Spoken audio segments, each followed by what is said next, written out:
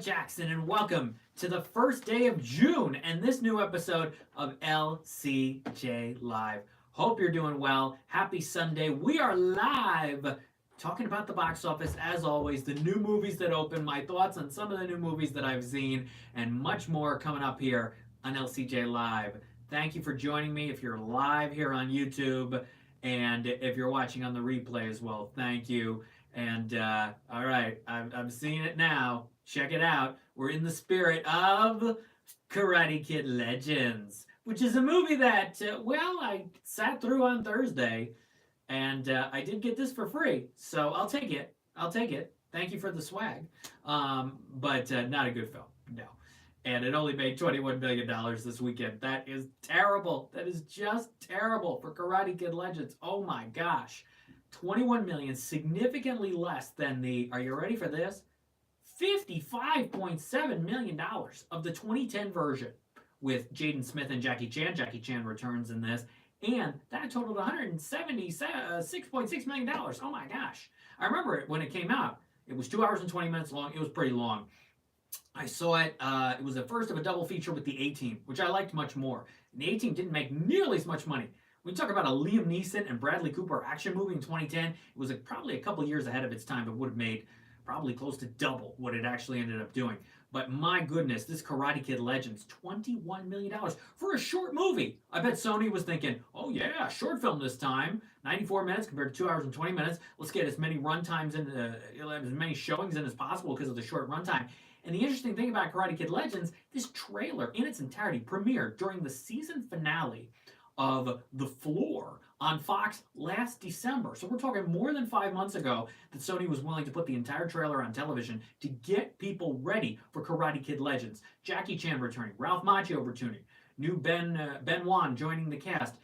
But here's the thing, this script is so basic, it's so ordinary, it's so highly convenient and so corny. I was laughing out loud during so much of Karate Kid Legends, and I was one of only 3 people in the theater, because everything was ridiculous. How about the fact that half of this movie is the kid teaching Joshua Jackson how to box and then making pizza?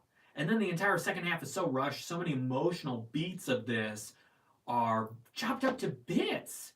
I mean, if you still wanted it to be short, it could have still been 99 minutes, 100 minutes. We would have taken an hour 40, even an hour 43, but instead of 220. But my goodness, it's a film that is forgettable and completely unnecessary and did not need to be made. And I was banking on Hilary Swank showing up for a cameo at the end. She does not.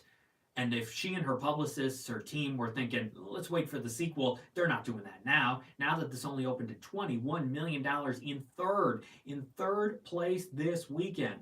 Also an interesting weekend for the Phoenician Scheme, which is Wes Anderson's new film, which opened in 6 theaters, goes nationwide this week. 6 theaters, it made $570,000 with a $95,000 per screen average. Now, $95,000 is very good, but Asteroid City, a little less than 2 years ago, had a $142,000 per screen average in 6 theaters for a weekend open of $853,000. $853 versus $570. Look at the difference. I've been seeing a lot of comments online. I've not seen the Phoenician Scheme yet. I may not, at least for a while, because I have suffered Wes Anderson fatigue. All his live action movies are the same for a long time. The first one that really didn't do it for me was Grand Budapest Hotel. I didn't like that. I didn't like French Dispatch. I did not like Asteroid City. Wonderful Story of Henry Sugar, the short he won the Oscar for, was not great. And now we have this. I love him as an animation director. Fantastic Mr. Fox is a top 10 movie. It is incredible. George Clooney with an all-timer of a voice performance. You might be saying, but it's just George Clooney's voice. He's not doing a voice. Yeah, but the way he uses his voice is incredible. Some of those shots, some of those emotions. Talk about emotional moments. When Mr. Fox is holding his fist up in the air to the wolf and talking about his phobia at the end, and that music plays, and then they go to the close-ups. Wow. That's the moment when I watched it for the 3rd time in a span of about 5 months. I watched it in theaters one night at a preview screening. I'll never forget. There were people to the right of me who verbally hated the movie, people to the left of me who verbally loved the movie, and I was also one of those who loved the movie. And that was in November. Then I went, just after I named it the best movie of 2009, I went to see it a second time. I think that was the 1st or 2nd of January. And then I watched it on DVD, Blu-ray, in, I believe, March of 2010. And it was that scene when I knew that it was a masterpiece. It took 3 times, but I knew it was the best movie of the year, and then I confirmed it was the best movie of the year, and then a masterpiece. Fantastic Mr. Fox is an incredible film, and the word masterpiece gets thrown around so much. I mean, I've seen people who say The Life of Chuck is a masterpiece. I have seen The Life of Chuck. I will have more on that tomorrow. It is not a masterpiece. Now, if you say it's a masterpiece, and you really think that, then good for you. That's what film criticism is all about. Sharing opinions, having those opinions. I do not particularly care for the film. The third section is the best, sort of, but the ending's not profound. It's not a powerhouse. It's not a knockout. Neither was this opening weekend of Karate Kid Legends. But Life of Chuck, the first section is so much dialogue that is so overly descriptive. The movie's kind of in its own universe, and it feels it, and it's very theatrical. It might have worked better as a play. And then the second section is that dance with Tom Hiddleston, and there's tons of narration. The narration from Nick Offerman doesn't work. Tons of dialogue in the first section, overemphasis on a lot of things. And then the third section with the young kid and Mark Hamill, there's a little bit there in the school stuff that's okay, but it all builds to something, and when we get there, it doesn't fully deliver. So to me, The Life of Chuck is currently overrated. I mean, for that to win the Audience Choice Award at Toronto the previous year, usually that means an Oscar contender, but Neon held it because they wanted a Nora front and center. So that's Life of Chuck. It's out this week in select theaters. It goes nationwide on the 13th. I'll have more on it tomorrow. But hey, I wanted to give you some thoughts today. I'm not a fan of The Life of Chuck. Yeah, let's get to more of the box office. That's why we're here as well, besides the reviews and the analysis. So anyway, we'll do that in a second. To finish my Wes Anderson point, after I went off on Life of Chuck, as an animation director, Wes Anderson's great. Isle of Dogs is not nearly as good as Fantastic Mr. Fox, but it is a good film. I went to see it opening day. I had to drive a distance, but I needed to see it opening day. And it wasn't quite what I was expecting in terms of the emotional impact or even the storytelling like Fantastic Mr. Fox, but you have to appreciate what he does with his vision in animation. In live action, it's same old, same old. Moonrise Kingdom was okay, and I've seen bits and pieces of some of his older films, but was not a fan of the most recent live action efforts. And this one, it looks just the same. The quirkiness, the certain shots, the colors, everything. It's just, in your face. It's a lot. Loving the headband. Hope this becomes a regular part of the LCJ wardrobe, says Robbie. Thank you. If theaters keep giving out free stuff, like they did for Karate Kid Legends, even though I didn't like the film, I'm going to wear the headband. If they keep doing that, then I'll keep wearing it. I've got tons of stuff in the LCJ archives of old sunglasses, hats, all kinds of things. I've shown off a lot over the years. But when you go to movie screenings and you host events and you get stuff sent to you in the mail, you keep a lot of it and you give some of it to your friends, but you keep a lot of it, and I have. It's all in all different places. Like the Pez collection, like the Cars collection I have, like so many things. All right, let's go. Box office, $63 million for Lilo and Stitch. A bit of a drop from that $145.5 last weekend. It is at $280.1 million. Maybe over $600 million globally. I have to check that number again, but already, full speed ahead on trying to get to $1 billion for Lilo and Stitch. But this drop is semi-significant. More than half. I don't think it's worthy of repeat viewing. I don't even think it's worthy of seeing it once. But if you're going to go see it once, not a lot of people went to see it again this weekend, so that's a bit of a drop. Pete Crooks watched The Killing Fields, 1984, the other night. That's a masterpiece. No actors deserve an Oscar more than Hang S. Gore. Okay, all right. Yeah, masterpiece gets thrown around. Like I said, Life of Chuck is getting called that. I believe Fantastic Mr. Fox's masterpiece, and it is Wes Anderson's crowning achievement. It is his best film. You're going to see lots of lists with lots of other live action things. I've seen a couple lists with Fox at one, which I appreciate. You're going to see, Royal Tenenbaums or Rushmore or even Grand Budapest Hotel as his big number one. Thank God Birdman won the Best Picture Oscar.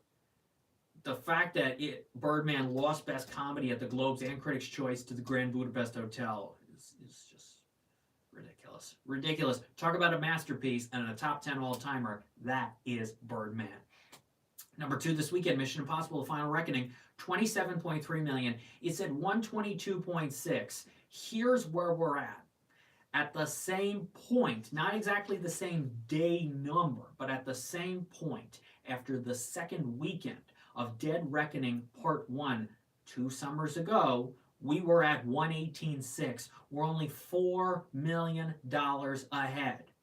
But that second weekend of Dead Reckoning Part 1 was 19.4 million compared to this 27.3 million for The Final Reckoning, because Dead Reckoning Part 1's second weekend was in Barbenheimer. Everybody went to Barbenheimer. That was a huge drop for Dead Reckoning Part 1. And everybody was going to Sound of Freedom as well. So that only totaled 172. We're 50 million away from that 172. I think this is going to make more than that, but you could still see this drop down to like 11, 12 million dollars next weekend, going up against Ballerina. And maybe it will be a little more difficult for the 2-hour, 51-minute Final Reckoning, which I recommend and I really enjoyed.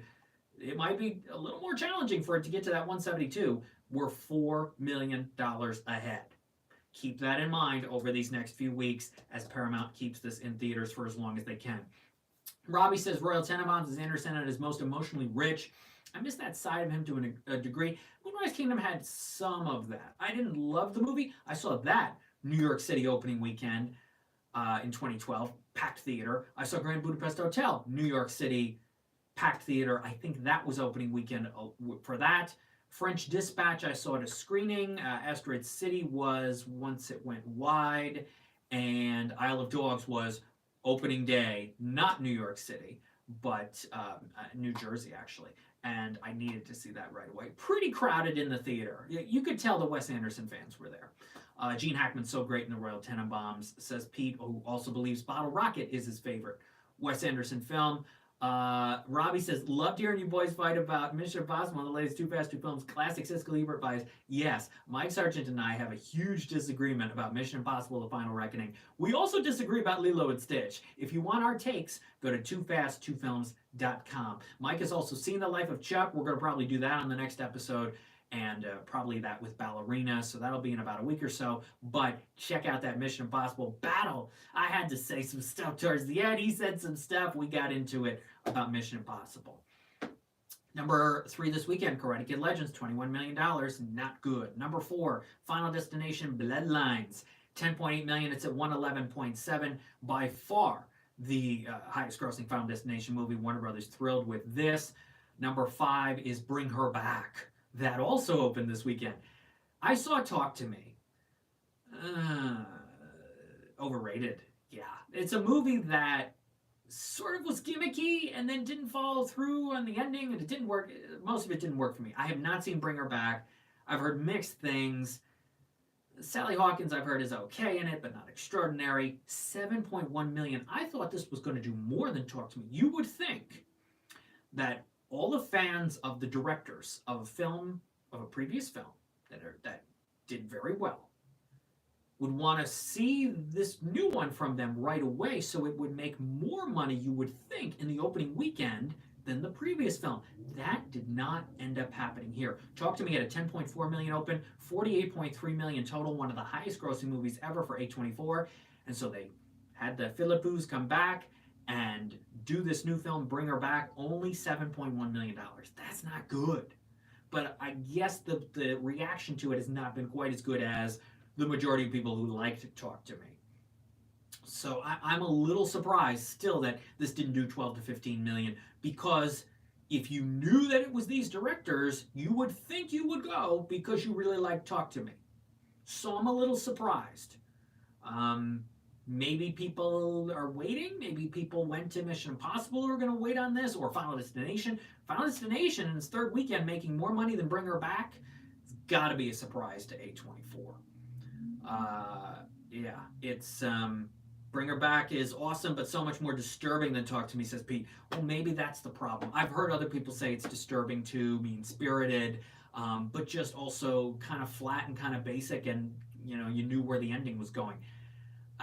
Not worth my time. I'm devoting my time to some documentaries, a couple of which I cannot talk about yet. I teased one on socials last night, and some other movies I'll be able to share more thoughts on later this month and even into July. But yeah, if it's not worth it, I'm going to move on to some other things. With the movies that are coming out, there's a lot of interesting films coming this summer, and then a lot of sequels and reboots that are like, really? You know, Freakier Friday. I'm happy for Lindsay Lohan, her career resurgence, the Netflix movies, that Old Navy campaign that just started. But Freakier Friday doesn't look great. Nobody 2. I mean, we've got all these reboots coming over the next few months. We'll see where we're at. Let's go to number 6, Sinners, 5.2 million. It's at 267.1 for Warner Brothers. They love that. Number 7 is Thunderbolts, 4.8 million. It's at 181.9.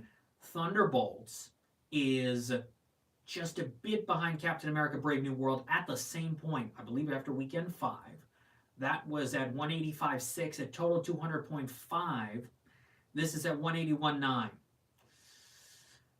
I don't think it's going to get to $200 million.